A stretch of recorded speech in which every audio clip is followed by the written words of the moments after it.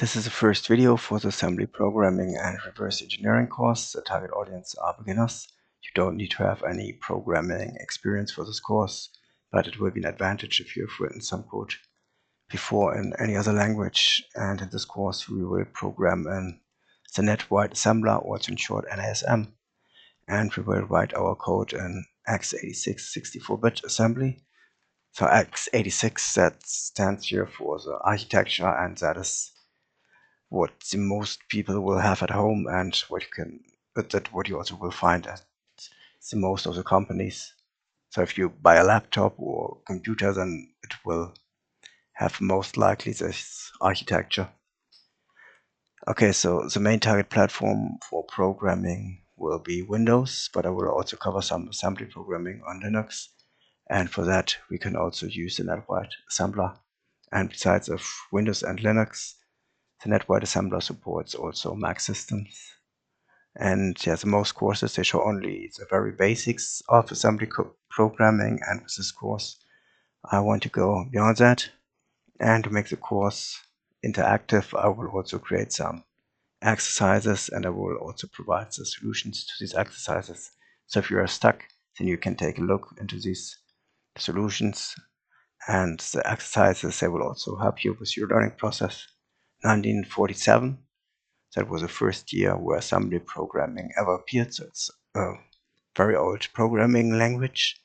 And before that, people have written their programs in binary, octal numbers, or hex code, and that looks like this. For example, a short jump. This is the command jmp.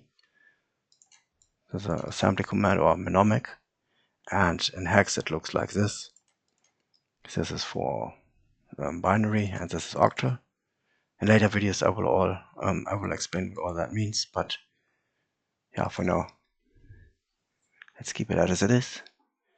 And yeah, with assembly, we can program very close to the hardware, and this gives us a lot of control over the computer. Yeah, whereas assembly programming still used these days you can still find it in device driver or operating system programming in the microcontroller area, and also in malware analysis, game hacking, and malware and exploit development, and probably also somewhere in the high frequency trading area. Okay, so now at first we need to install some components. I will now just use my virtual machine because they have changed the language to English.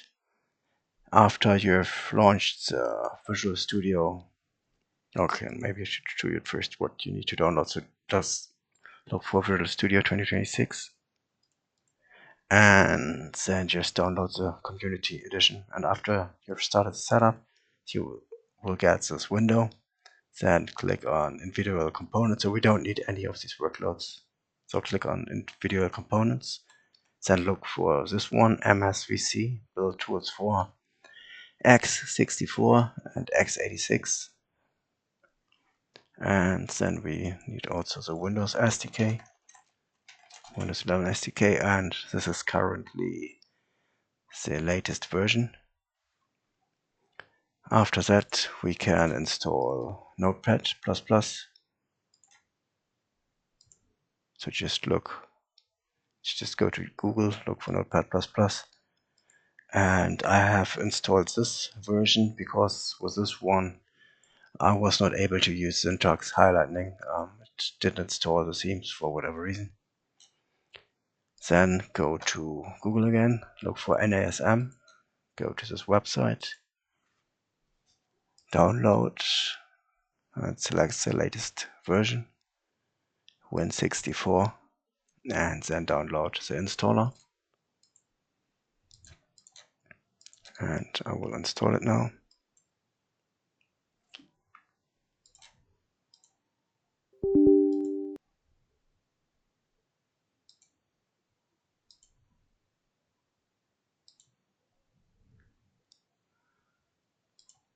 And I will install it into this folder.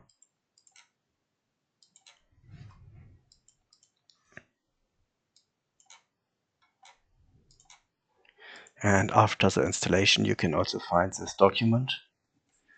That's the that's documentation for the assembler, and there you can also find some helpful information.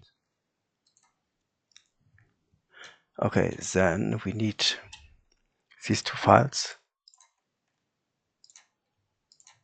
I will also put the links to these files or the code to these files into the video description. And then what you need to adjust is this one. This is currently my username on the virtual machine, so you need to adjust that to your own username. And this is the path to the Microsoft or to the Microsoft Visual Studio developer console. So it will call this path, and then it will jump into this folder. And this is, here we can see the assembler that we are going to use to create the object file. And this is file.asm. That's a file where we write our assembly code. And then the linker creates a console application and kernel 32lib that is used for these commands, but I will explain all that in later videos. Then we have the pause command, because otherwise if you just launch that, the window would close immediately. So if there's any error, then you won't be able to see that. CLS clears the screen, and file.exe, that's just the name of the file after the compilation. And then we can go to this one. This is for release files, and yeah, it's basically pretty much the same. So you just adjust your username, and yeah, then you're good to go.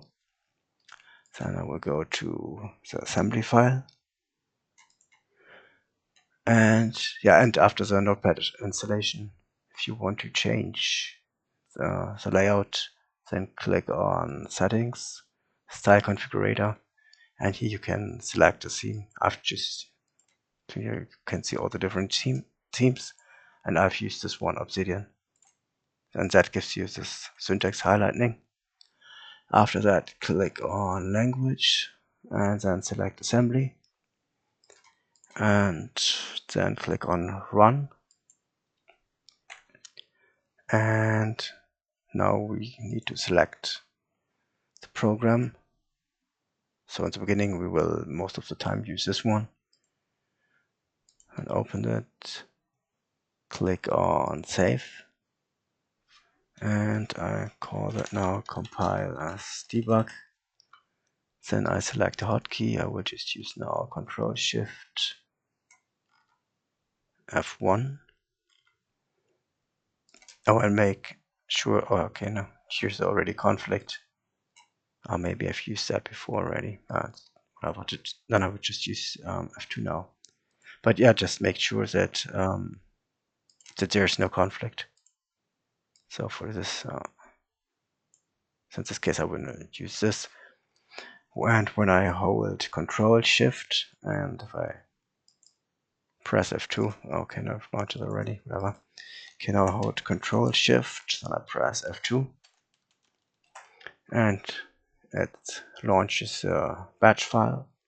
And here we can see the file is compiled now, and I press Enter, and the window in this case it just closes, because here's no wait. I haven't used any wait command, but we can just launch it from the command prompt. And then when I tap File, then we can see the text Hello. And that's everything for this video. Then see you in the next video.